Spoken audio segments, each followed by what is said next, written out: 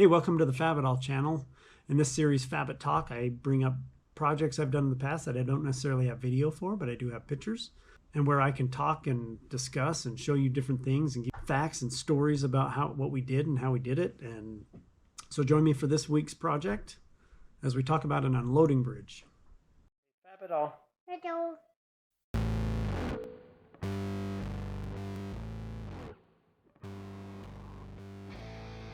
Go. This is an unloading bridge we did for a customer. This was to unload train cars. This customer would bring in concentrate on train cars, and at the time they were unloading it with this excavator that you see on the screen, and they were unloading it from the side, and they just said it was a lot of work. It took a lot of time to unload a train car. I think each train car is about 100 tons, so it took a lot of time, and they're like, hey, let's build something that we can put over the train car. We can unload from the top, and it ended up being a lot faster, because then they would just have the dump trucks pull up right next to it and they would load those trucks. For us, this was a fun project. It was the largest, it was the widest thing I've ever shipped, and probably the tallest too, because the ramp had to be shipped in one piece, and it was pretty tall. So it had to clear a locomotive. We actually didn't design this. This was designed by a third party that the customer picked. The drawings that we got, the engineer drawings, were actually hand drawn. I still have them, and they were stamped with all the calculations, everything on there. Funny guy that did this, an old timer that he knew what he was doing. But yeah, we not quite a napkin, but we did build it off of hand drawn drawings in this day and age. So what was unique with this is we actually couldn't build this whole thing in the shop. So what we did is we did all of each individual beam, and anything we could do inside we did. Put the gussets on the beam, trim the beams, coped and did all those things. And then we brought everything outside to assemble. Because once it was assembled, there was just, I couldn't handle, too much handling, and I didn't really have a way. Actually, the platform itself I couldn't even get out the door. So this is the platform. This is where you saw that excavator sitting on top of there. We're just getting ready to set it on the legs. This project for us had a few firsts. The first thing was the size of beam I had to purchase for this. So the beam that you see sitting on the ground, this one right here, this is a 24 by 140 beam. That's 24 inch tall, 140 pounds per foot. So each one of those beams weighs a lot. That's the biggest beam I've ever bought. I've bought some big beams, but that one was just massive. The beam that crosses the other way, that sits on top of that beam, was pretty big too, but nowhere near. I think it was a 14-inch beam. The other thing, so there's this rail that goes around this. It's a tubular skirt that goes around that platform. They wanted that removable. I don't know why. I guess to jump cars off of. I don't know. But they left it to us to come up with a fastening method for that. Well, it's tubing. I think it's 10 by 10 tubing. We did some digging. The engineer's like, I don't know, you can just tell me what you're going to use. Okay, we found these, they're called hollow bolts. I actually have a video where I show you how these work, because I had some left over. Very expensive. We ended up putting one like every 18 inches, and so it took like 40 or 50 of them. And I don't know why they need it removable, whatever. Each bolt was like $30 or something, or $25. It was ridiculous. These are the legs. Another interesting part, we called these the toothpicks. As we were detailing this out, I was just in awe at how small these beams were. Remember I told you there was a 24-inch beam that sits on top of here. These are like I think they're like a 14-inch. No, I think they're like a 16 by 8 beam. So they're 16 inches tall, 8 inches wide. Compared to the platform and the weight of the platform, these were tiny, especially figuring that when you're spanning across the railroad tracks, there's no cross bracing like you see on the picture. That's how it is, because you can't have something in the way of the train. So what was interesting is we knew this thing was going to shake. It actually moved quite a bit. You'll see a picture of us standing on it. You could get this thing to move, and the operator mentioned that they did something to kind of counteract it a little bit, which I don't know how it works in the engineering world, but that's what they did.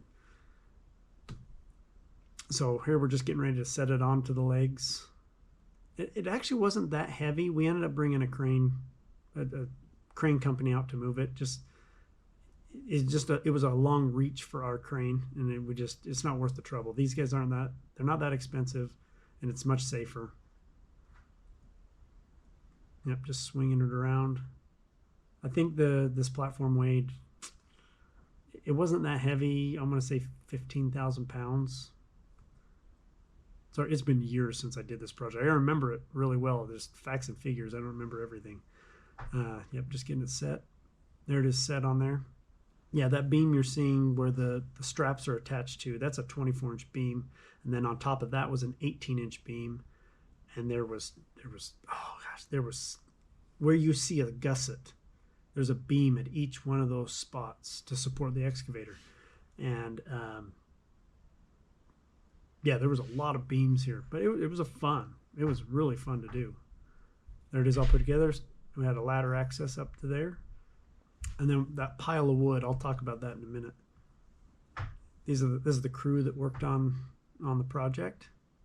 I think that's everybody, but kind of gives you an idea of the scale. Not huge. I'm not trying to say that, oh, look how big this is. It's not huge, but for us it was big, and it was fun, especially because here we're just looking underneath. See all those beams that are supporting that floor? Let me go back. See, they're standing on wood. It's a wood deck. This was unique for us. So this is the first project that I have ever done, first and only project, paying project that I have ever done with a chainsaw. These are 6x12 by 16 foot Douglas fir timbers. Number one, mind you, because that's all you can get. It's essentially a tree.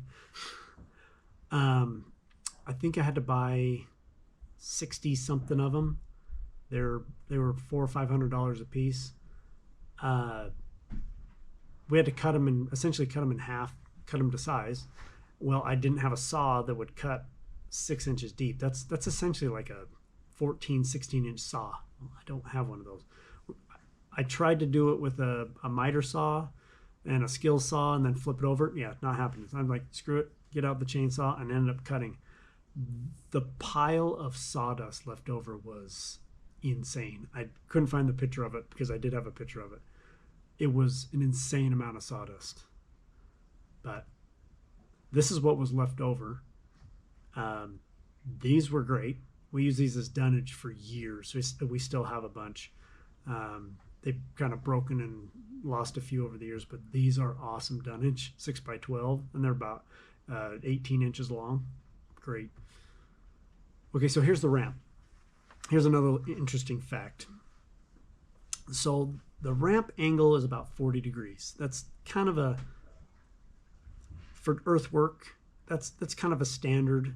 Most things with tracks can handle 45 degrees, 45 degrees, not a problem.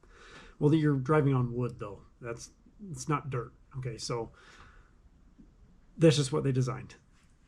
So the operator said when he first got onto here, he had a real hard time getting up onto this thing because the wood was so slippery. We ended up making some cleats for them, and they made some cleats, but you can't see them in this picture because this was much later. They decided to put this pile of dirt. Okay, well that's not just any pile of dirt. That's what they unload out of the train car. So this entire project cost around, for our side of it, around $200,000. That pile of dirt at the base of that, they told me that cost more than the bridge installed bridge. And I'm not sure exactly how much the installation was, but I know it wasn't cheap. So that little 50, 60 ton of dirt sitting on the ground there is very expensive. Very expensive. So here's the ramp. They're making it. So like I said, we built everything. We put everything together outside. That guy standing there kind of gives you an idea of scale. It's not huge. It was fun. A lot of beams. This just supports that wood platform floor, whatever, ramp. We had to weld this all in position. That means that we couldn't flip things around. We couldn't weld horizontal for everything. We had to weld vertical, horizontal, upside down, or I guess overhead, sorry. Nobody was upside down. But it worked out really good. It was also, because this was a bridge, it did have to be fully tested. So we had to have a third party come out and do weld inspections and joint inspections and preps and all that stuff. Welder, check the welders, because everything was certified. Here's the ramp and the platform together. This is the welds. These are the chairs that hold it to the bottom support. Here's the welds. Guys did really well. This is all done with wire feed, dual shield, 045. These guys do really good. We have some good welders. So here we are on shipping day. This is going on the truck. The platform's about 24 feet wide. It's not heavy, not a problem. It did have some weight. You can see a little bit of the sag in the truck. But because this was so wide, here's the other thing. The plant's not that far from us. It was like 2 miles down the road.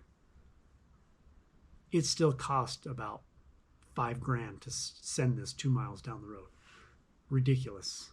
And because this is 24 feet wide, anything over, I think it's 18, 17 feet, has to have not only an escort, dual escort, but highway patrol. So we had highway patrol for the whole thing, and they laughed. They're like, wait, we're going where?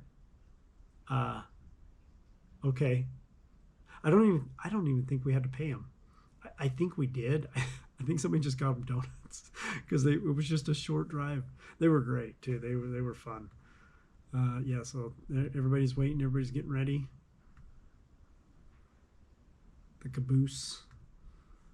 There's a whole thing next to a 980 loader and a D9. So here's the ramp. We're just getting it ready to load. The rails on the ramp were similar to on the platform, although they were welded on. Luckily they didn't bolt those on.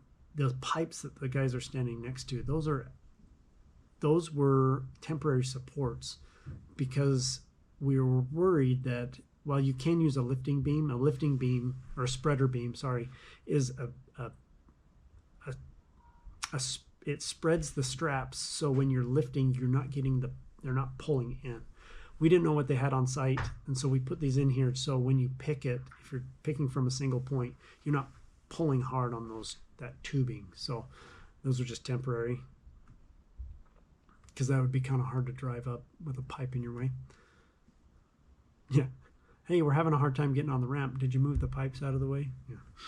Oh, and you see how it's wet? Yeah, that was super slippery. That wood it wasn't rough. I don't know how many slivers we got. Anyways, here's it is on the truck, the ramp, just going out the gate. This was tall. This isn't very wide, but if you look here on this truck in front, you see that pole in front of the truck? That is attached and set to be at the same height or a little bit above what that load is. So what happens is that truck goes in front, and if that pole hits anything, and he knows if it hits, they know to stop. Like, we got a problem. We're going to run into a wire or a bridge or something, which there were no bridges, there were no wires. It was straight shot. I'm not kidding. We're talking like a 2-minute drive.